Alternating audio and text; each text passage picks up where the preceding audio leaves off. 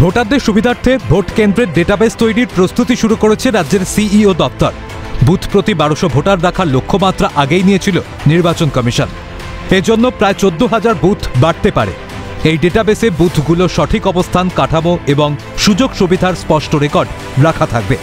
এই ডেটাবেসের সঙ্গে সরাসরি যুক্ত থাকবে জেলা এবং ব্লক প্রশাসন। এই ডেটাবেসটি জনসাধারণের জন্য উপলব্ধ করার পরিকল্পনা রয়েছে কমিশনের। ভোট কেন্দ্রের সুবিধাগুলি সম্পর্কে সহজে ভোটারদের তথ্য পাওয়ার জন্য এই ডেটাবেস তৈরি করা হবে।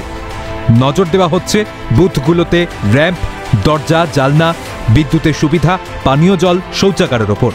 এই সংক্রান্ত বিস্তারিত তথ্য নেই রাজ্যের সিইও দপ্তরের কাছে। পাশাপাশি কমিশনের নির্দেশ মেনে বুথের ন্যূনতম আয়তন 200 বর্গমিটার, বুথের ঢোকা বেরোনোর 2টি পথ, প্রধান বুথ ও সহায়ক বুথের মধ্যে দূরত্বের উপর নজর দিতে চাইছে রাজ্যের সিইও দপ্তর। ডেটাবেসে এই সব তথ্য বিস্তারিত আকারে থাকবে। বুথে কি কি সুবিধা রয়েছে ভোট দিতে যাওয়ার আগে দেখে নিতে পারবেন ভোটাররা।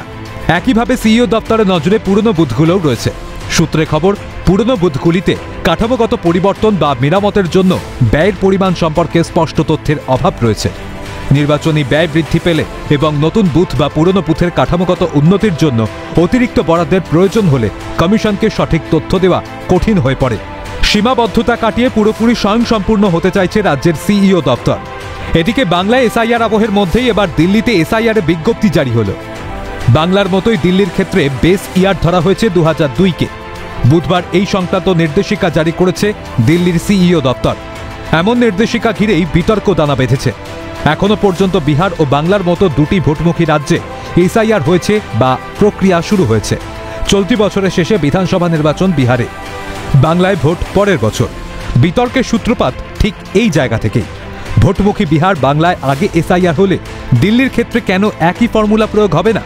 সব মিলিয়ে এসআইআর প্রক্রিয়া নিয়ে বিতর্ক যেন আর কিছুতেই থামছে না। খালিদ জামাল ও ইন্দ্রাণী দাশগুপ্তের রিপোর্ট, ক্যালকাটা নিউজ।